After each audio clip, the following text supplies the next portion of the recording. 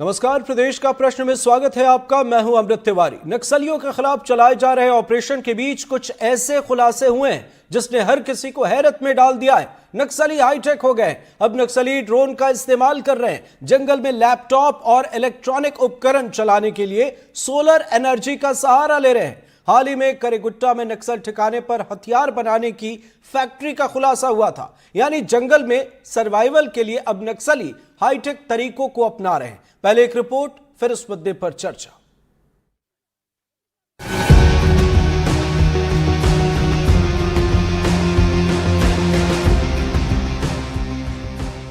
एक तरफ नक्सलवाद के खात्मे के नए नए प्लान तैयार हो रहे हैं, दूसरी तरफ नक्सलियों को लेकर नए नए खुलासे हो रहे हैं।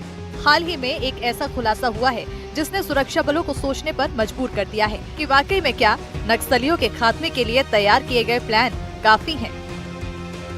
हाल ही में खुलासा हुआ है कि सुरक्षा बलों के मूवमेंट पर नजर रखने के लिए नक्सली ड्रोन का इस्तेमाल कर रहे हैं। नक्सलियों के पास करीब 10 ड्रोन हैं, जिनकी रेंज 3 किलोमीटर है। चौंकाने वाली बात ये भी है कि नक्सली 2018 से इन ड्रोन्स का इस्तेमाल कर रहे हैं और सुरक्षा बलों को 8 सालों से इसकी कोई जानकारी नहीं थी।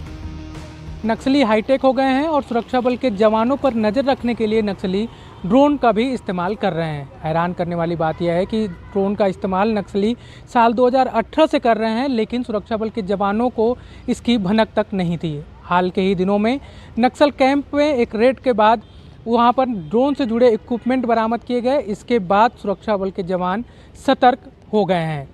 जांच में पता चला है कि 1-2 नहीं बल्कि नक्सली 10 से ज़्यादा ड्रोन्स का इस्तेमाल कर रहे हैं और सुरक्षा बल के जवानों पर नज़र रखने की कोशिश कर रहे हैं। सुरक्षा बलों को पहली बार इसकी जानकारी 23 फरवरी 2025 को लगी, जब बस्तर के सुकमा जिले के गुंडर राजगुडेम जंगल से सर्चिंग के दौरान नक्सलियों के ठिकाने से दैनिक सामग्री के साथ ड्रोन मिला था। ये पहली बार था जब पुख्ता तौर पर सबूत मिला कि नक्सली ड्रोन्स का इस्तेमाल कर रहे हैं। जांच में पता चला कि ड्रोन्स को उड़ाकर नक्सली जवानों की मौजूदगी देखते हैं। कम जवान हो तो हमला करते हैं, ज्यादा हो तो भाग जाते हैं। अगर हम बात करें 2-3 वर्ष पहले छत्तीसगढ़ और तेलंगाना की सीमा के नज़दीक चेरला में नक्सलियों का एक जो डंप बरामद हुआ था, जिसे तेलंगाना पुलिस ने जब्त किया था। उस डंप में ड्रोन के साथ साथ मिनी लेथ मशीन और बड़ी मात्रा में एक्सप्लोसिव भी मिला था। इसके अलावा दक्षिण बस्तर के जो बीजापुर सुकमा की सीमा पर भी पिछले दिनों एक ड्रोन बरामद हुआ है और पुलिस का ऐसा दावा है कि इस ड्रोन का उपयोग नक्सली कर रहे थे, जिसकी वजह से ये ड्रोन कहीं अचानक आउट ऑफ कंट्रोल हो गया और टूटी हुई अवस्था में पुलिस की सर्चिंग के दौरान मिला है। तो ड्रोन का उपयोग नक्सली लगातार जो है फोर्स के खिलाफ करते आए हैं और आज भी कर रहे हैं। इससे पहले भी नक्सलियों के ठिकानों पर छापे में सुरक्षा बलों के ऐसे सामान मिले थे जिसने हर किसी को चौंका दिया था। अबुझमाड़ में नक्सली कैंप में हाईटेक सोलर सिस्टम की मदद से चलते थे लैपटॉप और प्रिंटर। करेगुट्टा की पहाड़ियों पर हथियारों की फैक्ट्री मिली। पहाड़ी पर हथियार बनाने में इस्तेमाल लेथ मशीन मिली। सवाल, जहां पैदल जाना मुश्किल, वहां मशीन के पार्ट्स कैसे पहुंचे? कमरे के बराबर साइज की मशीन के पार्ट्स कैसे पहुंचे?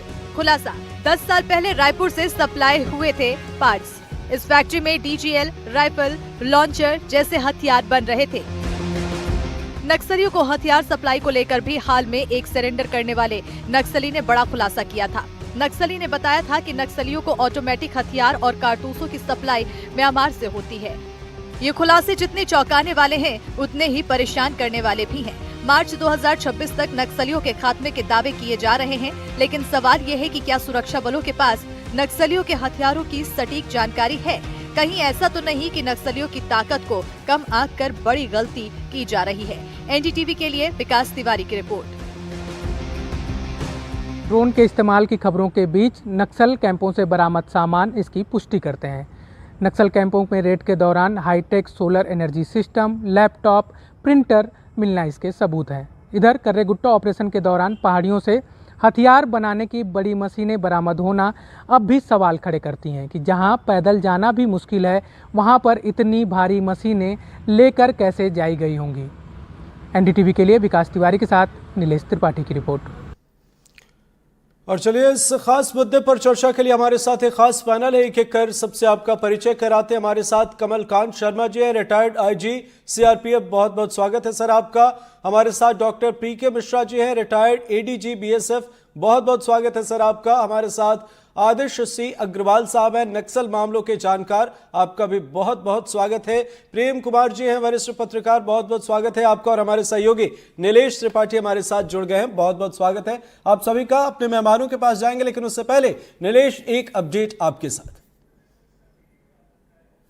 बिल्कुल, जिस तरह से लगातार नक्सल के ऊपर अटैक किए जा रहे हैं और नक्सल मोर्चे पर सफलता के लगातार दावे किए जा रहे हैं, वहीं दूसरी ओर जो सामान बरामद हो रहे हैं वो एक हैरान करने वाले भी हैं और चिंताजनक भी हैं कि आखिर बीहड़ जंगलों में जहां पर लोग आसानी से, जहां चावल तक पहुंचा नहीं पाई है सरकार अभी तक वहां के लोगों के लिए, वहां के आदिवासियों के लिए, वहां पर इतनी हाईटेक सामग्री पहुंच कैसे गई है? इतने बड़े बड़े हथियार, इतने हाईटेक हथियार और हाईटेक लैपटॉप, प्रिंटर, डिवाइसेस जो कि इस्तेमाल किए जाते हैं वो कैसे पहुंच रहे हैं? ड्रोन का इस्तेमाल हो रहा है, वो कैसे पहुंच रहा है? ये बड़ा ही चौंकाने वाली बात है। और जो सबसे बड़ी घटना है पिछले महीने हमने देखी कि 9 मई को जो एएसपी की आईडी ब्लास्ट में हत्या की गई थी, वो भी चौंकाने वाली बात थी कि किस तरह से सुकमा जिला मुख्यालय से महज कुछ